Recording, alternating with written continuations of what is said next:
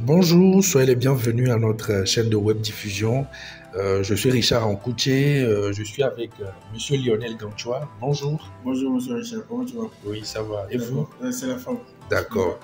Déjà, je m'accorde avec vous pour lancer des fleurs, des félicitations au colonel Akovi et la Fédération togolaise de football qui a su enjamber le professionnalisme du football togolais. Vos impressions? Ouais, c'est un nouveau vent qui souffle sur le football togolais. C'est un nouveau vent, la professionnalisation du football togolais. Le fait que le football, l'Alonato se rapproche, se rattache.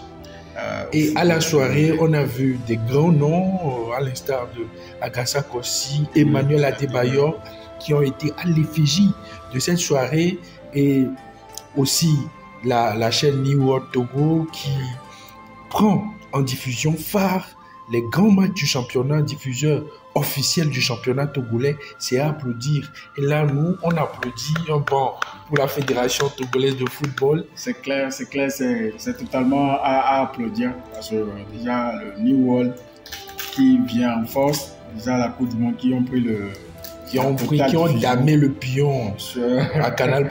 À Canal+, qui n'a rien vu venir au fait. Voilà. Donc déjà, qui s'intéresse déjà au football togolais. C'est déjà un grand pas vers l'avant pour le professionnalisme du football togolais. Redonner vie au football togolais. Voilà, la gloire et le prestige d'antan, comme vous le dites, monsieur Lionel, au football togolais. Aujourd'hui, le 13 novembre, un match retient notre attention, bien sûr. Notre attention en sommet, la deuxième journée du championnat, qui va voir en choc les collecteurs d'impôts, la SOTR, qui seront aux prises des Showboys de Palimé Gomido FC. Quelles sont vos premières impressions sur déjà l'affiche de cette journée du championnat? Oui, merci pour la question. Déjà, si on essaie de se tourner un peu seulement vers la première journée, on a fait le constat que la SOTR, les collecteurs d'impôts se sont imposés sur un sort très équité et trinqué de 1-0 face à l'Entente 2.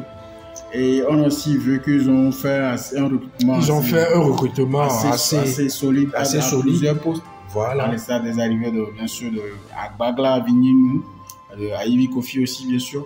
L'ex de Gomido, qui a été très ténu la saison passée. Qui affronte ce soir bien sûr qui affronte le Gomido, qui affronte la SOTR ce soir bien sûr. Voilà. Donc ça a un match assez sérieux, assez solide, avec beaucoup de buts au fait. Avec beaucoup de buts, mais on l'espère aussi. Monsieur Lionel, avant de revenir vers vous, je rappelle un peu le classement du championnat. Après une première journée, on a 11 qui est en première position, suivi de l'ASK et Bolochou qui au pied du podium en troisième position. On a la SOTR, les collecteurs d'impôts, qui échouent à la 4e place. On a Tambo FC, Dito de Lomé qui occupe la 6e position. Je rappelle que SOTR et Tambo FC sont ex-aequo. Donc ils ont les mêmes points, même goal d'average.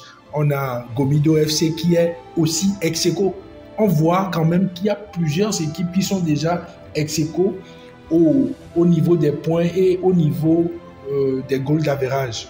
On se rend compte que on est juste en début de championnat quand même, mais c'est assez serré au fait. Très serré. Kakadel et puis Semassi, Unisport, ils sont tous ex-aequo. Donc on voit déjà le niveau du championnat qui sera très serré, et c'est de bon augure pour le football togolais. Pour la suite de la compétition. Et on s'attend à avoir beaucoup de buts et beaucoup de rebondissements tout au long de ce championnat. Et justement, monsieur Lionel, comment appréciez-vous la position de Entente 2, déjà un club historique sur le football continental? On rappelle aux auditeurs et aux abonnés que Entente 2 fait partie des rares équipes qui ont su jouer de leur hégémonie sur le continent dans les années 90. Comment trouvez-vous leur position dans le championnat? Ils occupent dernier du championnat avec 0 point au compteur. L'Entente 2, déjà, c'est un très grand club pour le football togolais, comme tu l'as eu déjà le souligner. Présentement, on peut dire qu'on est juste en début du championnat, c'est seulement la deuxième journée. Et bon, ça a été un faux pas en première journée, la défaite contre l'AS OTA sur un score très étriqué de 1-0. On espère qu'ils vont se rebondir demain et ce soir, bien sûr. On espère qu'ils vont se rebondir, pourquoi pas, faites ce qu'il faut pour gagner, en fait. Justement, monsieur Lionel, nous parlons du club de l'ASK. Il faut rappeler aux abonnés, aux auditeurs, aux téléspectateurs que le prix du meilleur buteur de la saison passée a été remporté par le taulier de l'ASK des conducteurs qui, au nom de Koulibaly Razak, qui a raflé le précieux prix. Quel a été le prix, monsieur Lionel? Déjà, on va souligner le fait que Koulibaly Razak a été un très grand joueur, un très grand acteur pour la belle saison qu'a effectuée l'ASK la saison dernière. Le prix qu'il a eu à gagner, c'est une très belle moto. Le prix nommé le prix Dao Abalo. Oui, le prix nommé Dao Abalo qui a sponsorisé le prix, au fait. Donc, c'est le prix du meilleur buteur, d'ailleurs, Lonato. Une fois encore, également Lonato qu'il faut remercier. Lonato qui donne des étincelles particulières à notre championnat. Et enfin, c'est ce que nous disions l'autre fois quand nous partageons la table avec Emmanuel Adebayor et Agassa, qui nous marquaient aussi leur contentement sur ce beau virage que le football togolais a pris. Oui, c'est clair. Emmanuel Adebayor et Agassa Kosiki étaient aux anges pour les efforts que fournissent la Lonato et New World TV, la chaîne togolaise, pour mettre en lumière le football togolais et rehausser le niveau du football togolais. Donc on ne peut que remercier ces sponsors et leur dire bravo et les inciter à faire plus pour le football togolais.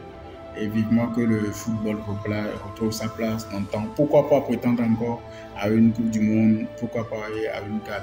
Monsieur Lionel, il faut rappeler que Gomido FC a perdu plusieurs de ses cadres, à savoir Kové Paul, Ivy Kofi, comme on le disait, qui a fait plutôt la route inverse vers les collecteurs d'impôts, Alassane Ikililou, ou encore le jeune portier Eko Efoli.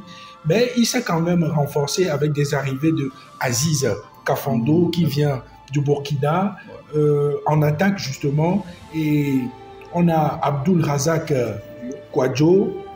Oui, cette rencontre au milieu de terrain, bien sûr.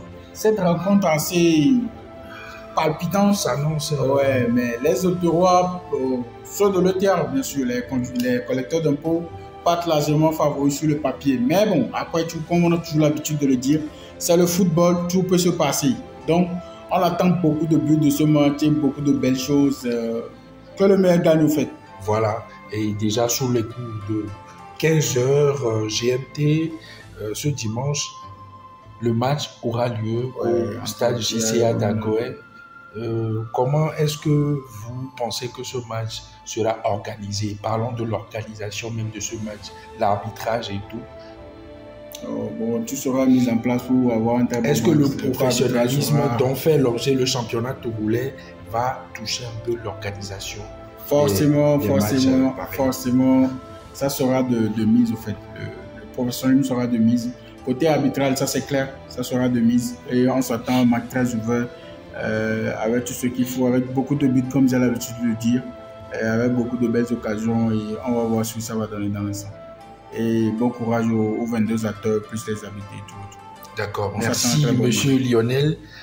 Nous sommes très contents de pouvoir chroniquer sur ce match, sur ce virage étincelant que le football togolais a pris.